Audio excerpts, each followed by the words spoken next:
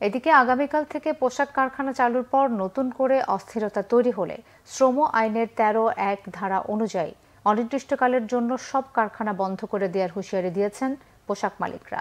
উৎপাদন চালু রাখতে সহযোগিতার আশ্বাস দিয়ে কারখানা বন্ধ রেখে দেশকে বেকায়দায় ফেলার চেষ্টা করলে তাদের সরকার মনে রাখবে বলে সাফ জানিয়ে দিলেন শিল্প উপদেষ্টা আদিলুর রহমান খান।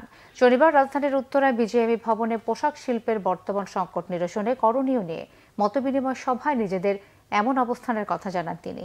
এ সময় শ্রম ও কর্মসংস্থান উপদেষ্টা আসিফ মাহমুদ সজীব ভুইয়া বলেন, বাংলাদেশের পোশাক খাতের ক্রয়াদেশ অন্য দেশে সরিয়ে নিতে চক্রান্ত চলছে।